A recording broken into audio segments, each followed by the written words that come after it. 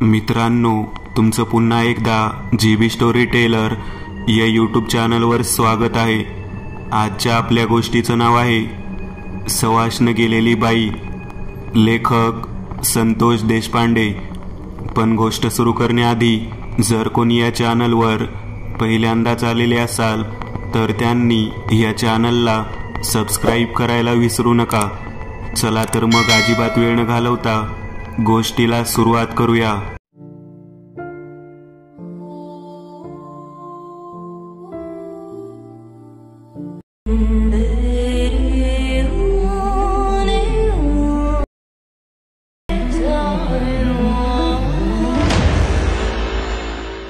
बऱ्याच वर्षापूर्वीची गोष्ट आहे।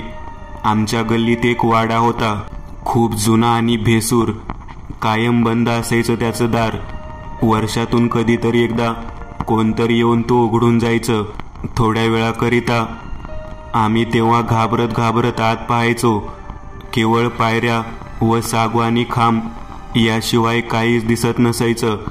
बाजूला एक जिना होता, त्यामधील दरवाजा होळीसाठी काही मुलांनी तोडून नेला, त्यामुळे वरच्या मजल्यावर जाण्यासाठी रस्ता झाला होता। एकदा सर्वजण मिळून आम्ही वर काय आहे ते पाहायला जायचे ठरवले। मी, दीपक, नन्या व पिंट्या वर निघालो।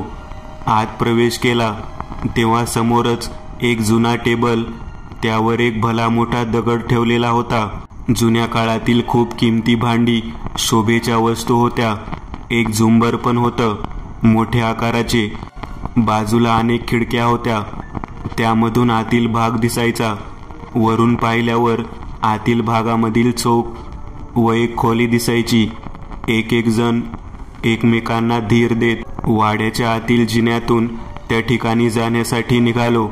तितक्यात एक बाईच्या आवाजात मोठ्याने किंचाळी ऐकू आली। सर्वजण घाबरून पळत सुटले। आल्या मार्गाने परत आम्ही खाली उतरलो। उतरत असताना बाईंनी पाहिले व बोलावून घेतले। सर्वजण घाबरत गेलो व म्हटले की चेंडू वाड्यात गेल्यामुळे आम्ही गेलेलो। माई सांगू लागल्या त्या वाड्याची कहाणी। तो मराठवाड्यातील नांदूर या गावच्या मोठ्या सराफाचा वाडा होता। त्या काळी फिरून फिरून तो सराफी धंदा करायचा। त्याची बायको व त्याची आई असा त्याचा परिवार वाड्यात राहत होता। बायको गरोदर होती व आई जख्म म्हातारी होती। वाड्यात मदतीला म्हणून एक भांडेवाली बाई, जी स्वयंपाक पण करायची, ती मदतीला असायची, पण फक्त दिवसाच। एकदा रात्री त्या गरोदर बाईला प्रसव वेदना होऊ लागल्या। सराफी कामामुळे नवरा पण बाहेरच्या गावी होता। म्हातारी सासू झोपलेली, त्यातच ती बाई प्रसव झाली व वेदनेने किंचाळत होती। वाडा आतून बंद असल्याने बाहेर कोणालाही आवाज येत नव्हता। बाळ रडत होतं व ती बाई वेदनेने किंचाळत होती। खूप रक्तस्राव झाल्याने ती त्यातच गेली।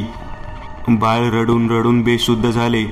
म्हातारी कशीबशी नेहमीप्रमाणे उठून आल्यावर ते भेसूर दृश्य पाहून झटक्याने ती पण गेली। सकाळी नेहमीप्रमाणे स्वयंपाक भांडे करण्यास बाई दाराजवळ आली तर दरवाजा बंद।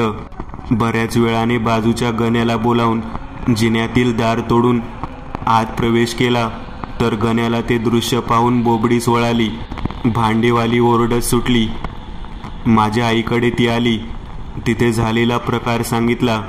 लहान बाळाला वैद्यबुवाकडे घेऊन गेलो, पण ते पण 7व्या महिन्यातला असल्याने गेले म्हणून सांगितले। इतक्या सराफ नेहमीप्रमाणे आला।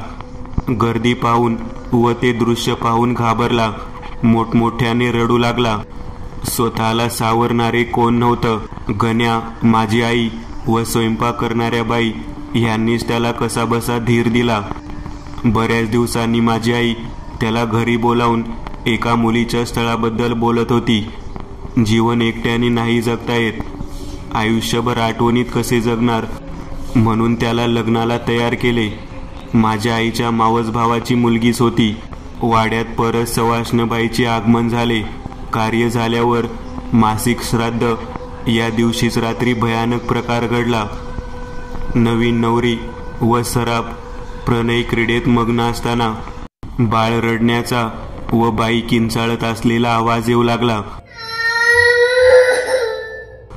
दोघेही प्रचंड घाबरत आपले कपडे सावरत माझ्या आईकडे आले व झालेला प्रकार सांगू लागले.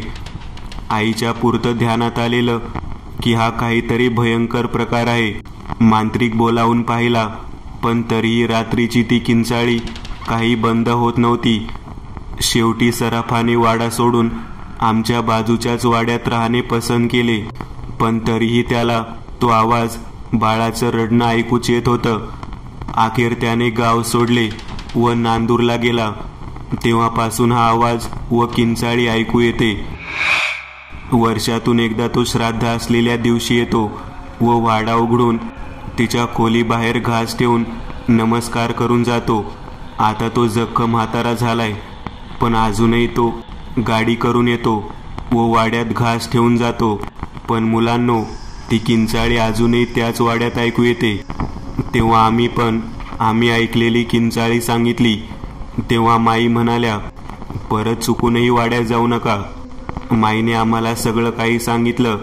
आम्ही तिच्या म्हणण्याप्रमाणे ऐकणार होतो.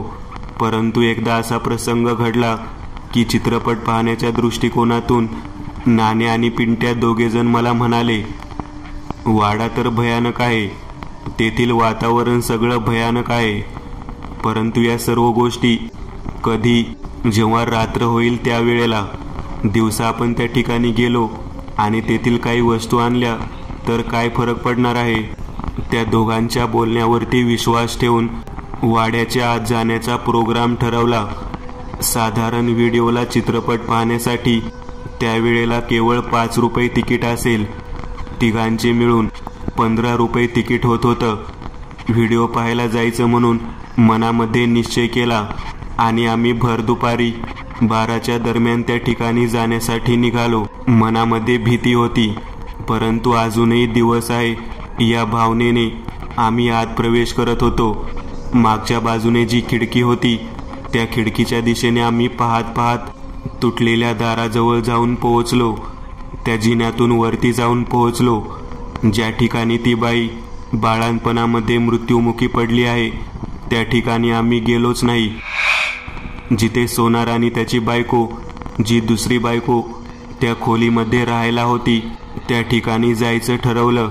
कारण माईने सांगितलेल्या पद्धतीने त्या खोलीत सोनाराने अनेक मौल्यवान गोष्टी ठेवलेल्या होत्या हे आम्हाला समजलं होतं. मनामध्ये चोरीची भावना नव्हती, परंतु लहान असल्यामुळे जेथून मिळेल तिथून पैसा घेऊन स्वतःची हौस पूर्ण करण्याची इच्छा मात्र होती. बरोबर 12च्या सुमाराला नने आणि पिंट्या माझ्यासोबत आतमध्ये त्या खोलीजवळ आले. आम्ही दरवाजा उघडला, आत प्रवेश केला तेव्हा सोनाराच्या दुसऱ्या बायकोचे चित्र त्या ठिकाणी लावलं होतं. सुलक्षणा नाव लिहिलं होतं आणि खाली नांदूरकर आडनाव होतं. पिंट्या म्हणाला, माई आजीने सांगितलेल्या पद्धतीने ही त्याची दुसरी बायको असावी. खूप सुंदर फोटो होता. कपाळाला मोठं कुंकू होतं. बाजूला सोनार, जो मोठा सराफ होता, त्याच्या गळ्यात मोत्याची माळ आणि अंगावरती नेहरू शर्ट असा पोशाख असलेला तो फोटो होता. खूप वर्ष झाल्यामुळे आतील सागवानी पलंग, त्याच्यावरती धूळ, जाळी जळमट जशीच्या तशी होती.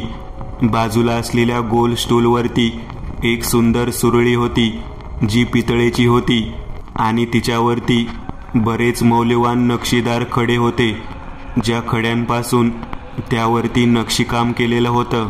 पिंट्याने त्याला हात लावला आणि ती नक्षीदार सुरई उचलली जाईल या बेताने त्याने ती पकडली, परंतु ती उचलली गेलीच नाही.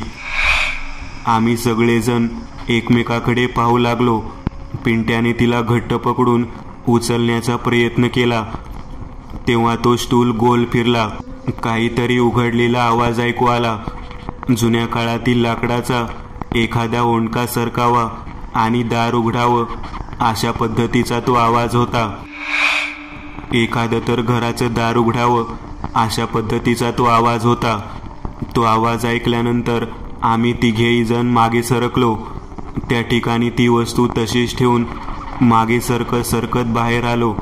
बाहेर पाहिलं तर त्या चौकोनी असलेल्या वाड्याच्या मध्यभागी जिथे तुळशी वृंदावन होतं त्याच्या उजव्या बाजूला खाली जाणारी वाट दिसली. कित्येक वर्षानंतर ती वाट उघडली गेली असावी असं आम्हाला वाटत होतं. नन्या आणि पिंट्या माझ्याकडे पाहत म्हणाले, आत जायचं का? कदाचित खजिन्याचं दार उघडलं असावं असे ते म्हणाले. मी म्हणालो, अंधार दिसतोय परंतु दिवस असल्यामुळे भीती नाही, चला जाऊया. जर याहीपेक्षा मोठं काही मिळालं तर परत कधीच इथे यायला नको. आमच्या मनामध्ये हावरटपणा भरलेला होता. लहान जरी असलो तरी अजून काहीतरी पाहिजे, कायमस्वरूपी आपल्याला ती गोष्ट मिळावी अशी इच्छा वारंवार होत होती. त्या तळघराच्या पहिल्या 2 पायऱ्या उतरल्या आणि आत प्रवेश केला तेव्हा संपूर्ण अंधार दिसू लागलेला होता. तेवढ्या त्या बंद असलेल्या वाड्याच्या आतमध्ये कपडे कोणीतरी झटकून वाळत घालत आहे असा कपडे झटकलेला आवाज ऐकू आला. बरोबर 12:15 वाजून गेले होते. तो आवाज आला आणि आम्ही हादरून मागच्या बाजूला वरती आलो. तळघराच्या आतमध्ये प्रवेश करण्याच्या अगोदर नन्या, पिंट्या आणि मी तिघेही जण माघारी फिरलो. बाहेर तुळशी वृंदावन जवळ येऊन थांबलो. वर पाहिलं तर दोरीवरती कोणीतरी कपडे वाळत टाकलेले होते. माई आजीने सांगितलेली गोष्ट चांगलीच लक्षात होती. कोपऱ्यातल्या नांदुरकर सराफाच्या पहिल्या बायकोच्या बाळणपणातल्या खोलीकडे बघायचं सुद्धा नाही हे आमच्या लक्षात होतं. वरती मात्र दुसऱ्या मजल्यावर कपडे कोणी वाळत टाकले याबाबत आम्ही विचार करू लागलो. पिंट्या माझ्याकडे पाहत म्हणाला, या वाड्यात अजूनही कोणीतरी राहत आहे. आम्ही त्या ठिकाणाहून ते दृश्य पाहिल्यावर जे मिळेल ते घेऊन परत जायचं म्हणून ठरवलं. त्या खोलीत पुन्हा एकदा त्या स्टूलवर असलेली सुरई उचलून जायचं म्हणून पाऊल टाकलं. परंतु तेवढ्यात वरच्या दिशेने जे कपडे वाळत टाकले होते त्यातील हिरवी साडी खालच्या दिशेने उडून आमच्या समोर अंगावर येऊन पडली. अगदी गार पाण्याचा स्पर्श व्हावा त्या पद्धतीने थंडगार स्पर्श त्या साडीचा झाला आणि आम्ही त्या साडीच्या आतमध्ये अडकून बसलो. हाताने ती बाजूला करत समोर पाहिलं तर समोर त्या पलंगावरती कोणीतरी बसलेलं आहे असं आम्हाला दिसले. आम्ही आहे अशा अवस्थेतून तेथून थेट पळत सुटलो. परंतु आम्ही ज्या वेगात धावत होतो त्या वेगामध्ये आमच्या पाठीमागे ती नऊवारी हिरव्या रंगाची साडी पाठलाग करत होती. असं जाणवू लागलं जसा एखादा दोरखंड अदृश्य रूपाने आपल्या पाठीमागे येऊन आपल्याला कैद करण्यासाठी धडपडत असतो.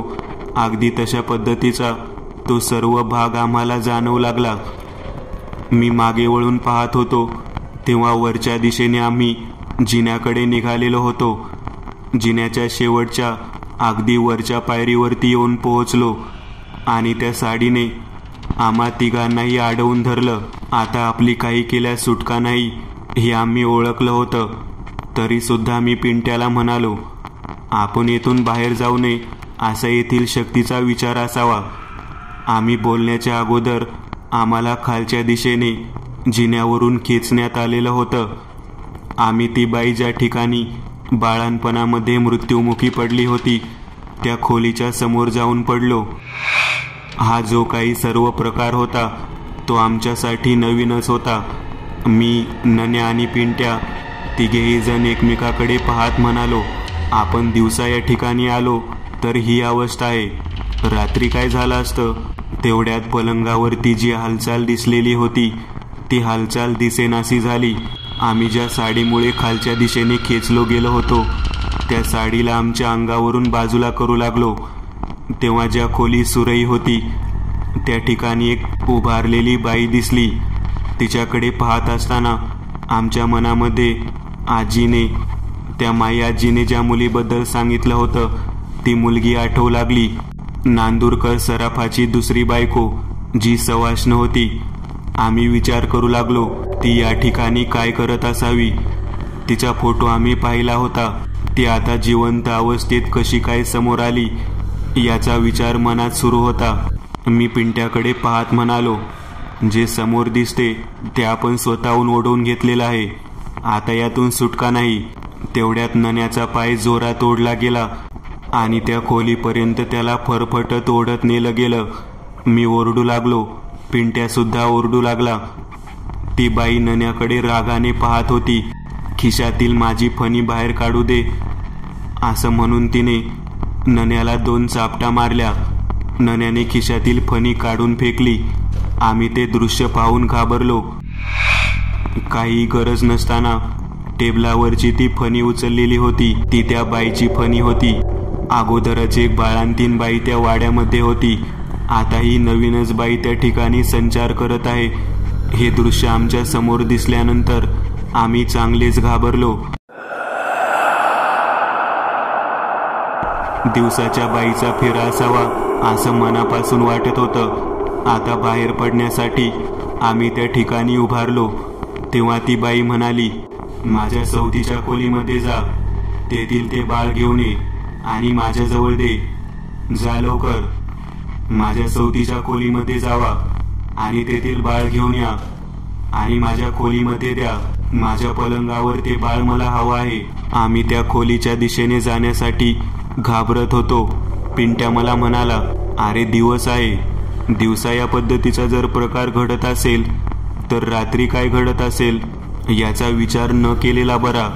ती सवत म्हणजे 7व्या महिन्यात जिचं बाळ गेलं, ती नांदूरकराची पहिली बायको. सराफ जेव्हा बाहेर होता तेव्हा प्रसूती वेदनेमध्ये ती बाळांपणातच गेली.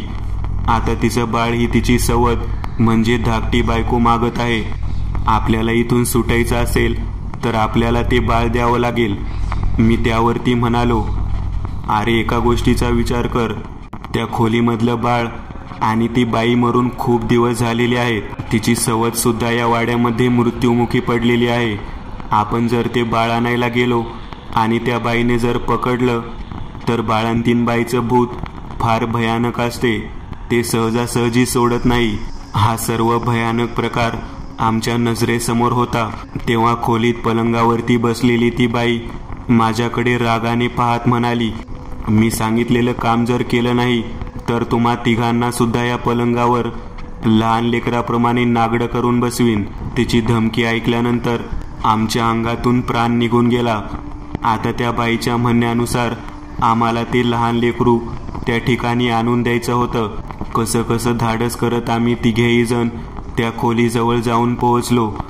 खोलीजवळ पोहोचल्यानंतर आतमध्ये आम्हाला मृतावस्थेत असलेलं एक बाळ दिसलं, जे मेलेलं असलं तरी रडत होतं. त्याचं अस्तित्व दिवसा दिसल्यानंतर आम्ही त्या बाळाला उचललं आणि तेथून त्या बाईला नेऊन दिलं. त्या बाळाला त्या बाईने आपल्या उराशी कवटाळून धरलं आणि आमच्याकडे पाहत म्हणाली, माझं काम झालं आहे. तुम्ही जाऊ शकता. इथून जावा. अजिबात थांबू नका, नाहीतर माझी सवत उठेल आणि तुम्हाला सोडणार नाही. आम्ही कसे बसे त्या बाईच्या हातामध्ये ते बाळ देऊन तेथून सटकलो. दुपारी 2 वाजलेले होते. घरापर्यंत आल्यानंतर आम्हाला चांगलाच ताप आलेला होता.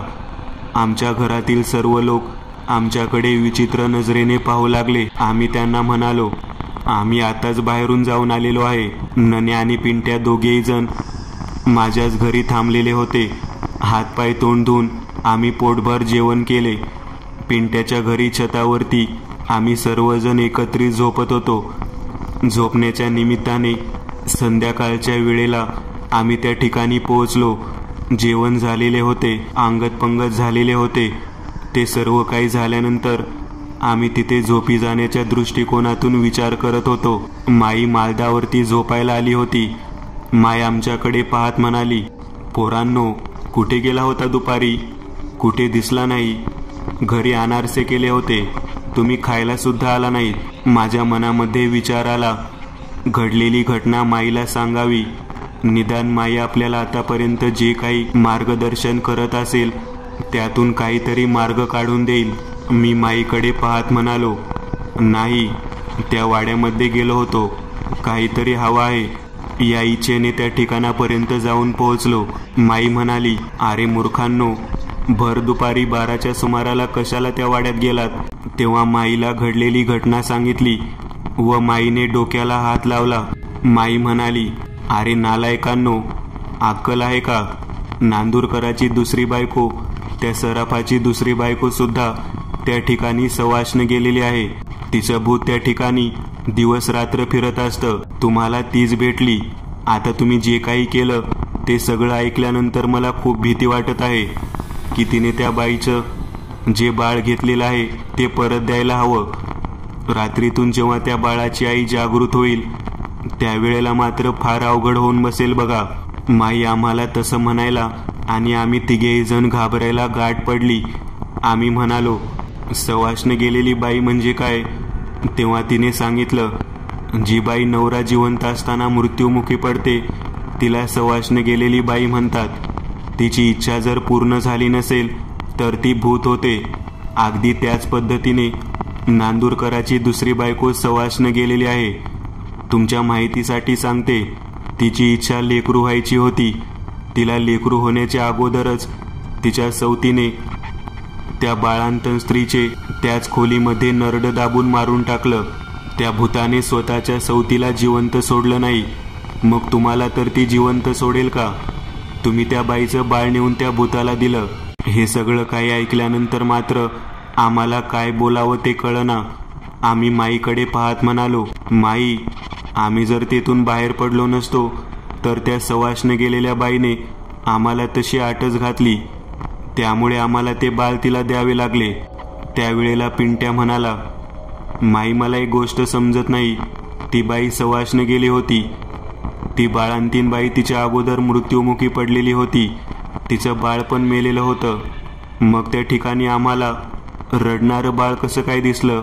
तेव्हा माई म्हणाली, रडणारं बाळ दिसलं म्हणजे त्या मेलेल्या सवाष्ण बाईच्या पोटी जन्माला कोणतंच लेकरू आलेलं नव्हतं.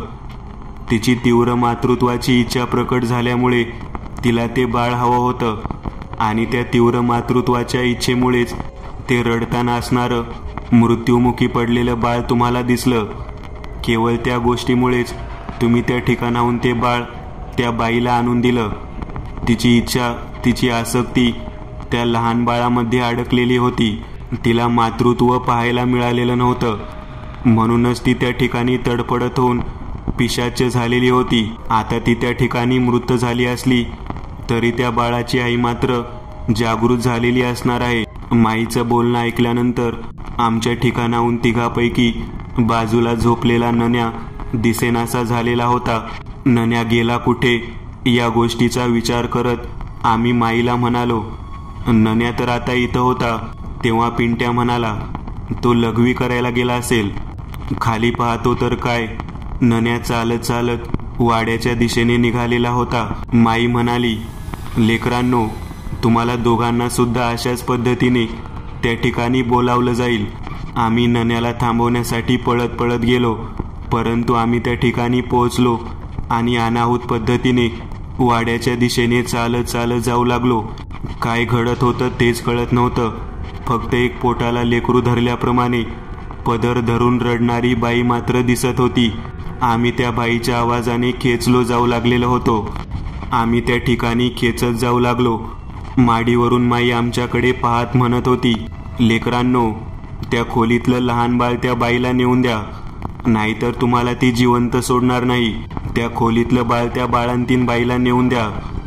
आम्ही कसंबसं ते 4 शब्द ऐकले. वाड्याच्या आतपर्यंत त्या जिन्याच्या वाटेने आम्ही जाऊन पोहोचलो.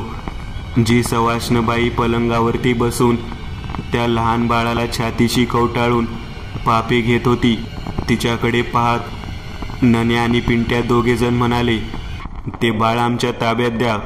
ज्या बाईचं मूल आहे तिला ते द्यायला हवं. तिने ते मागितलं आहे. तिने आम्हाला त्यासाठी या ठिकाणी बोलावून घेतले आहे. तेव्हा त्या पलंगावर बसलेली ती सैतानी स्त्री आमच्याकडे पाहत म्हणाली, मी केवळ त्या सराफाबरोबर लग्न केलं म्हणून या बाईने माझा जीव घेतला. माझ्या पोटामध्ये बाळ असताना तिने मला मारून टाकलं. एका गर्भवती सवाष्ण बाईला मारण्याचे पातक तिच्या हातून घडलेले आहे. तिच्या लेकराला तिच्यासोबत राहण्याचा काहीच अधिकार नाही. मी तिच्या लेकराचा सांभाळ करणार आहे. कोणी माझ्यापासून ते लहान मूल घेऊन जाऊ शकत नाही. आता मात्र आमची चांगलीच पंचायत झालेली होती. कोपऱ्यात त्या खोलीमध्ये असलेली त्या बाळाची आई आमच्याकडे पाहत आम्हाला म्हणत होती, माझं बाळ माझ्या खोलीच्या आत आणून द्या. जर बाळ नाही दिलं तर तुम्हा तिघांना सुद्धा इथे या खोलीमध्ये नरड्यावर पाय देऊन मारून टाकीन. आता आमची अवस्था इकडं आड आणि तिकडं विहीर अशी झालेली होती. काय करावे कळेना. काही झालं तरी त्या बाळांतीन स्त्रीचं बाळ आम्हाला परत द्यावे लागणारच होतं. मी सवाष्ण असणाऱ्या बाईकडे पाहत म्हणालो, तुम्हाला जे मूल हवं होतं ते मूल तुम्हाला मिळालं. त्याला तुम्ही पापी घेऊन छातीशी कवटाळून तुमची मातृत्वाची भूक भागवली. ते बाळ माझ्या हातात द्या. त्याला भूक लागली आहे. त्याला दूध पाजायला हवं. मी त्याला दूध पाजून तुमच्याकडे आणून देतो. तेव्हा ती बाई माझ्याकडे पाहत आनंदाने मला म्हणाली, भागव, त्या बाळाची भूक भागव. एक चांगली संधी मिळालेली आहे. पाहून मी ते बाळ माझ्याजवळ घेतलं आणि ते लगेचच त्या बाळाच्या आईजवळ नेऊन दिलं. त्या बाईने त्याला दूध पाजलं. त्या बाळाला दूध पाजल्यानंतर आम्ही ते बाळ परत मागितलं. त्यावेळेला मात्र ती भयानक स्त्री आमच्याकडे पाहत म्हणाली, जिवंत बाहेर जायचं असेल तर आता लगेच निघून जावा, नाहीतर याच खोलीमध्ये तिघांचा जीव घेईन मी. इकडे सवाष्णबाई, तिकडे बाळांतीन बाई, या दोन्हीच्या कचाट्यामध्ये चांगलंच आम्ही अडकलेलो होतो. आता काय करावं काही कळत नव्हतं. त्याच वेळेला जिन्याच्या आतमध्ये कोणीतरी वरून खाली येत आहे असं आम्हाला दिसू लागलं होतं. एक वयस्कर म्हातारी जिन्यावरून खाली उतरत होती. पिंट्या माझ्याकडे पाहत म्हणाला, बापरे, ही त्या नांदूरकर सराफाची आई दिसते, जी या बाईचा छळ करत होती. त्या लहान लेकराला मृत्युमुखी पडलेले पाहून जी बाई धसक्याने गेली तीच ही म्हातारी वाटतं. एका पाठोपाठ एक अशा 3 भयानक भूतांचा सामना करण्याच्या दृष्टिकोनातून आम्ही तिघेजण उभारलेलो होतो. परंतु आमच्याजवळ कोणत्याही पद्धतीचा संरक्षण कवच किंवा कोणतं साहित्य नव्हतं. केवळ चुकीच्या गोष्टीमुळे अडकलेलो आम्ही तिघेही जण अक्षरशः मृत्यूच्या दाढेमध्ये थांबलेलो होतो. आम्ही जिन्याच्या दिशेने धावत जावं का अजून कोणत्या दिशेने धावत जाऊ याचा विचार करत होतो. मी पिंट्या आणि नाण्या या दोघांना म्हणालो, आपल्याला या घरातून बाहेर गेल्याशिवाय सुटका नाही. बाळांतीन बाईला आपण तिचं बाळ नेऊन दिलेलं आहे. आता आपल्याला कोणी काहीच करू शकत नाही. चला, इथून निघायला हवं. तेव्हा पिंट्या माझ्याकडे पाहत म्हणाला, जिन्यावर बसलेली म्हातारी बाई पाहिली का? ती नांदूरकराची आई आहे. त्या म्हातारीकडे नीट निरखून पाहिल्यानंतर मी हळूहळू तिच्या दिशेने जाऊ लागलो. माझ्या पाठोपाठ पिंट्या आणि नन्या दोघेही जण ओरडू लागले, अरे मूर्ख आहेस का? त्या म्हातारीकडे कशाला चालला आहेस? मी जिन्याजवळ जाऊन पोहोचलो. माझ्या हाताला घट्ट धरत त्या बाईने वरती खेचायला सुरुवात केली. मी तिच्या हातात हात दिला.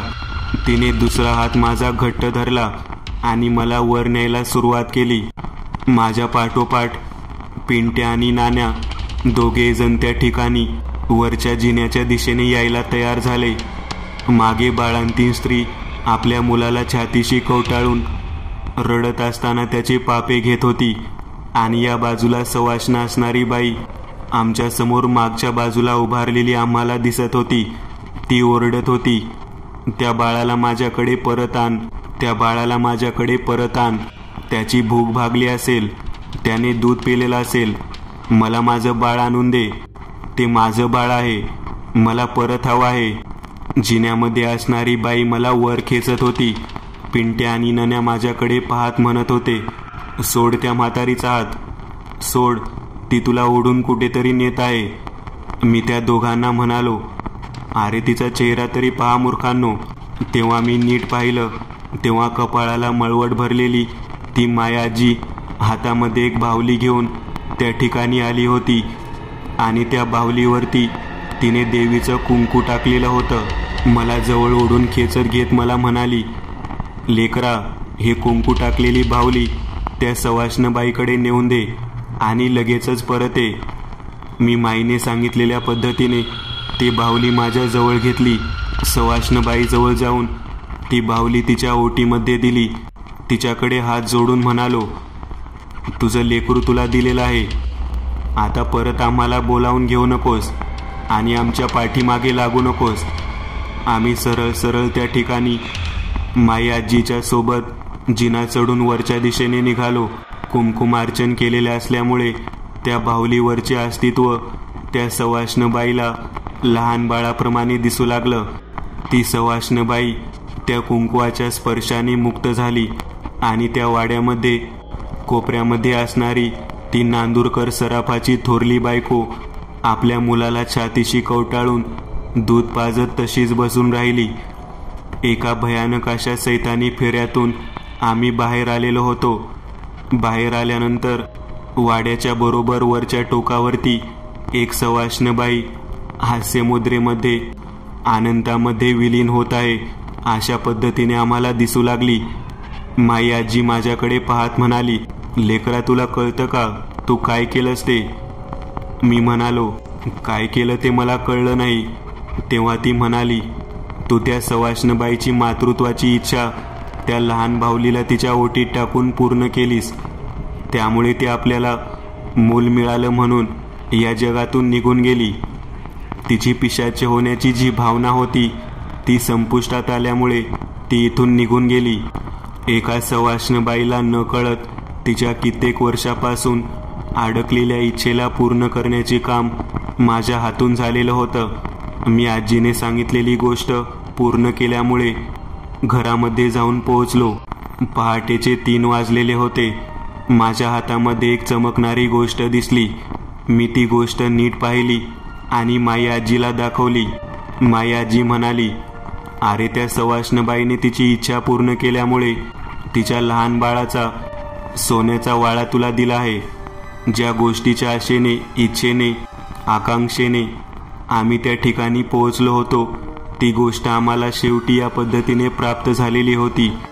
एक गेलेली सवाष्णबाई अशा पद्धतीने आमच्या आयुष्यात येऊन गेली आणि तो नांदुरकराचा वाडा त्या पद्धतीने आमच्या नजरेसमोर कायमस्वरूपी लक्षात राहिला. मित्रांनो, आज पुरतं एवढंच. तुम्हाला जर काही गोष्ट आवडली असेल तर नक्की लाईक करा. तुमच्यापैकी बरेचसे जण व्हिडिओ लाईक न करताच पळून जातात, पण हा जर व्हिडिओ तुम्ही लाईक केला तर मला जरा बरं वाटेल आणि असेच भारी भारी व्हिडिओ बनवायची माझ्यात एनर्जी येईल. त्यामुळे नक्की लाईक करा आणि अजूनही कोणी या चॅनलला सबस्क्राईब केलेलं नसाल तर लगेच सबस्क्राईब करून टाका आणि बाजूची घंटी ती मात्र दाबायला विसरू नका. देवाची घंटी आहे ती. चला तर मग पुन्हा भेटूया अशीच एक आगळी वेगळी गोष्ट घेऊन पुढच्या